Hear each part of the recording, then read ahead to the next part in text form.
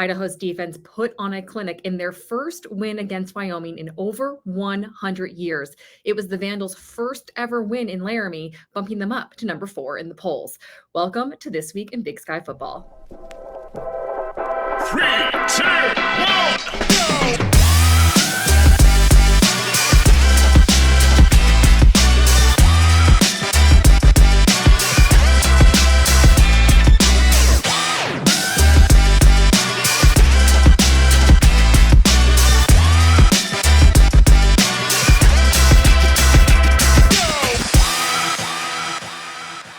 Altitude not that big of a deal for these guys. We have a little saying, altitude, schmeltitude. Guys, back to you. Hello and welcome to This Week in Big Sky Football. I'm your host, Megan Robinson.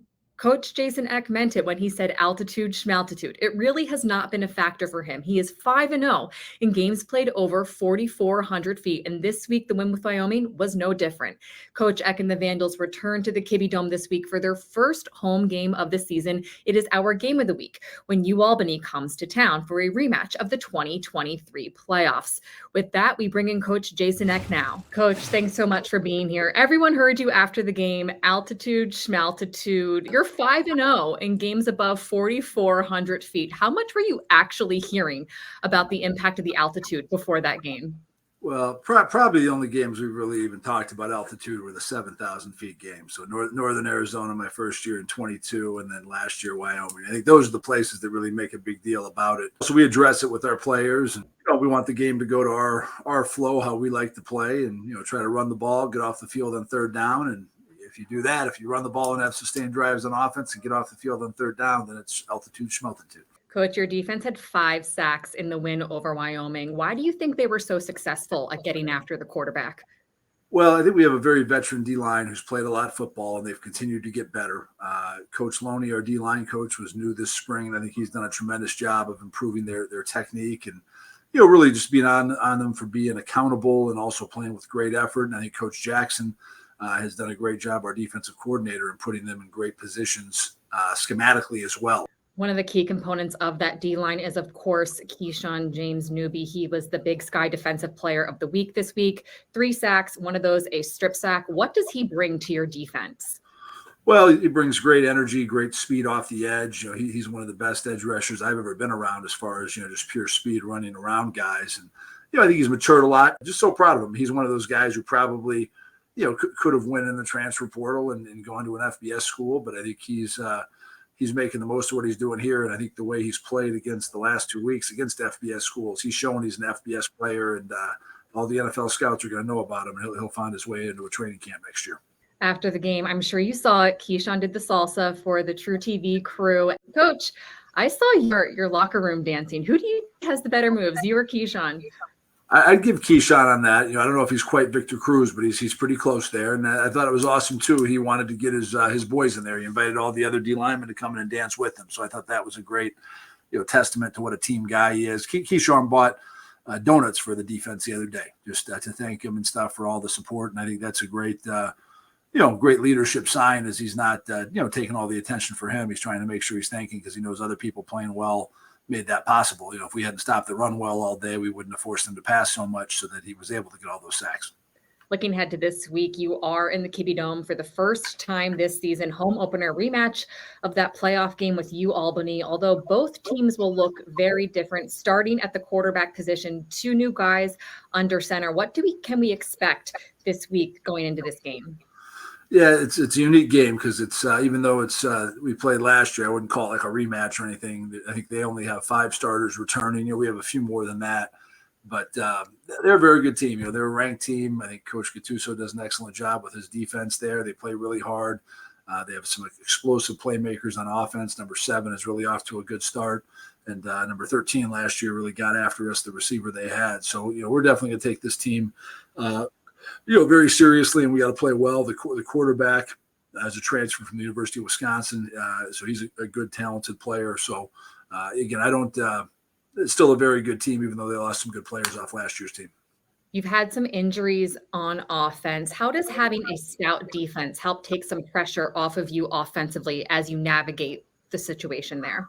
Well, I think our defense has done a great job of embracing it, and they're not feeling sorry for themselves. They're not complaining. They're embracing it. I think they raised their level, knowing that we had our starting quarterback out and did a great job, supporting Jack Wagner. And we don't think Jack Wagner is hurt that seriously. He has a chance to play, but if we have to play our third quarterback, Nick Joseph, we got a lot of confidence in him. And it's not, when a guy gets hurt, you don't expect just the guy who comes in just to save the day. To me, the whole team rallies around him, and everybody picks up the slack to make the team whole. Coming up, I sit down with Keyshawn James Newby to discuss his Player of the Week worthy performance.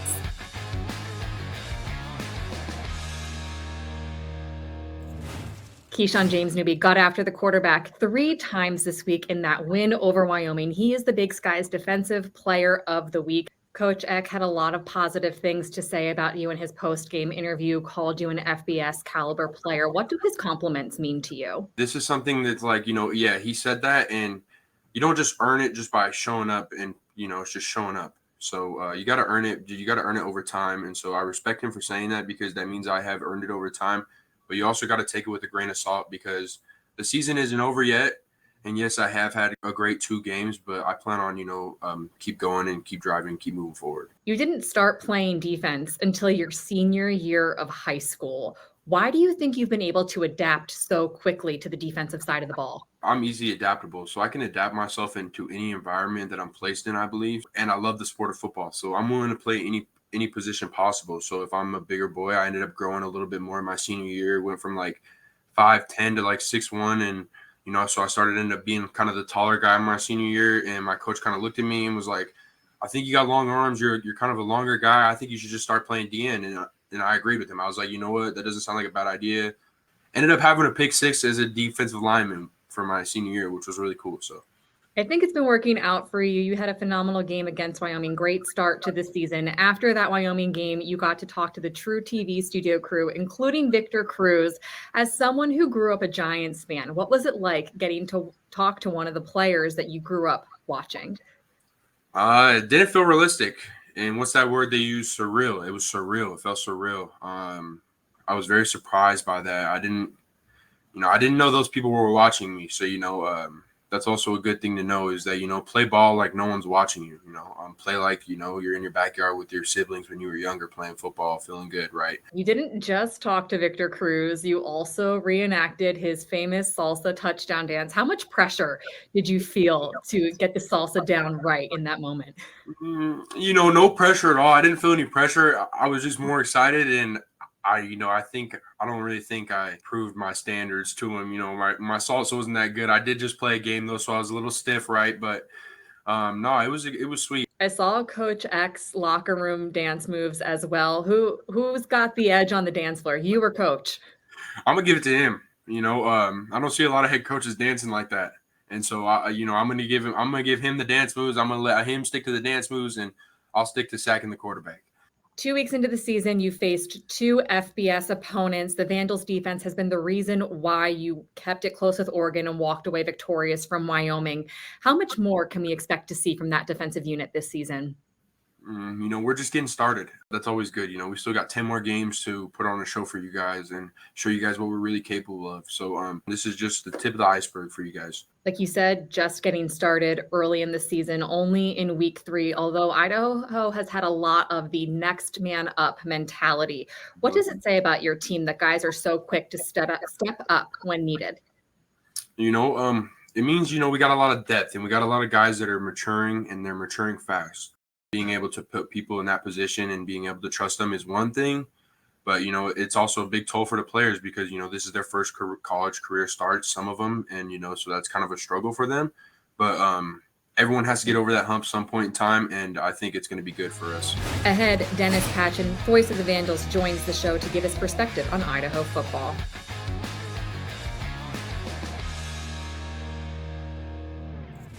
Welcome back to This Week in Big Sky Football. I'm your host, Megan Robinson, joined now by the voice of the Vandals, Dennis Patchen. Dennis, you have been around this program for a while. What's your assessment of the Vandals as we head into week 3? It's interesting because my first year covering Idaho was actually when I was in Missoula in 1982. And I remember when Dennis Erickson got hired And Idaho wasn't a very good football program at that time. And Dennis Erickson led to Keith Gilbertson, led to John L. Smith, led to Chris Tormey, and led to an incredible run in the 1AA playoffs, now the FCS. And then Chris Tormey took them into the FBS level and won a bowl game. And then they kind of fell off the cliff, really didn't have a whole lot of success. One bowl game under Rob Akey, one bowl game under Paul Petrino. But for a decade, it was pretty bad. And then Jason Eck got the job a couple of years ago, got him into the playoffs the first year, and has completely transformed the program. There's a sense that it's back to what it used to be. It's back to what Dennis Erickson, what Keith Gilbertson, what John L. Smith certainly did at the FCS level. There's a lot of enthusiasm from the boosters. The students are back in the dome, and there's a lot of buzz right now about what the University of Idaho is doing on the football field. And I think a lot of that can be pointed at Jason Eck. Coach Eck obviously has a lot of energy. There is a clip going around of him dancing in the locker room after that win over Wyoming. What has he brought to this program as far as energy? It's funny. I think he's brought a lot of let's go. I like to call it let's go. Let's get up and do something. Let's go. He understands football. He's a very good football coach. He's a very smart offensive mind. But he also understands what you have to do now in the modern game. You have to get people engaged. You have to engage with people. He's on social media. He's engaging with fans. And I think that's what you have to do in the modern age of college football, especially with the NIL and all those things that come involved. If people are going to want to send you money or give you money to your program, they're going to feel like you appreciate it. They want to feel like you're part of the group, and Jason Eck does that. He's a bigger than life personality, and he's the right guy for this Idaho Vandal program.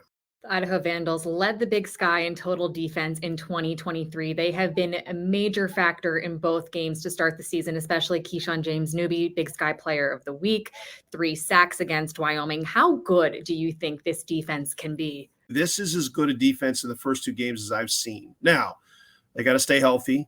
They got 10 more games left to play. They've got a tough road schedule still ahead of them. What we have seen at Oregon, where they physically imposed their will on the University of Oregon in the second half, where they physically imposed their will. I mean, they were down to their 29th string quarterback after Jack Wagner got hurt, and they basically said, you're not scoring any points. They gave up 3 points in the second half at altitude. This defense has a chance to be as good as any other Big Sky defense has ever been. This is a scary bunch. Dennis, I appreciate your insight. We will see what happens Saturday, and Dennis will be back later in the show to give us some game picks.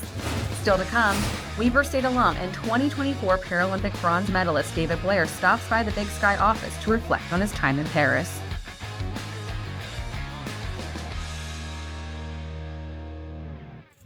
Welcome back to This Week in Big Sky Football. I'm Megan Robinson, joined now by a Weber State alum and Paralympian David Blair. Just got back from Paris, won a bronze, first and foremost. Congratulations. Yeah, thank you.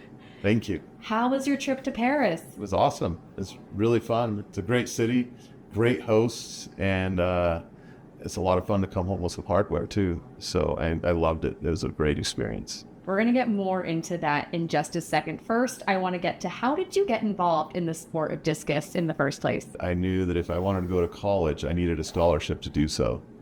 And so at the age of like 13, I started throwing the discus because I had a high school coach come and talk to me and say, well, I used to play baseball. And he's like, well, you got a better chance of getting a scholarship in discus because you can be recognized as an individual rather than something like baseball where there's 11 guys on the field and good luck standing out. I threw through junior high, not very well, and I started kind of figuring it out by the time I got to high school. And then by my senior year in high school, I won the state championship at Utah, and I started getting some scholarship offers, and I got one from Weber State, accepted it happily, and went there, and the rest is kind of history of what happened at Weber. How did your time at Weber State prepare you for the next level of competition? So while I was at Weber, I set a lot of freshman records for Weber in my events. I think that there was, I can see there was 6 of them that I could have broken, and I broke all of them. So I had all these freshman records under my belt. And I thought, I'm a great thrower. I really was just an okay thrower, but in my head, I was a great thrower. And so we went to this first meet, junior nationals, and all of a sudden I'm at this meet where all the best of my age group are there to compete. And I did horrible. And it was on that plane ride coming back. Coach Dan Walker was his name. He sat next to me. And he's like, how'd you feel about this meet? I'm like, well, I threw bad. And he's like, well, the reason that we always bring our freshmen to junior nationals is so they can get a big meet under their belt and feel that like terror of competing in a large environment and learn to deal with it. I choked, and he's like, here's why you choked. You didn't prepare for it in this way, and here's how we're going to prepare you for big meets in the future. So 100% I can attribute that to Weber State. You compete in discus F64 classification. For Yeah. those who are not familiar, what does that classification mean? It just means that you have a single leg below the knee disability. So I was born with a foot that was malformed. They call it a club foot. I compete against other people that have like an amputation on that one leg below the knee. This was your third Olympic Games, Yeah. second Olympic medal. What did it mean to you to win bronze in Paris? It was kind of a bag of mixed emotions because I won gold in Rio and I was throwing really well that week. Like I was ready to go in there and win it. And after it all was said and done, I talked to my coach, and he's like, like we both wanted to win. You think, but coming away with a medal is so much better than coming away without a medal. Yeah, I love that I have another medal to bring home. It's such a great feeling. Thank you so much for stopping Thank by you. the Big Sky Yeah, offices. no problem. Big fan of the Big Sky. We'll be back with more This Week in Big Sky Football after this.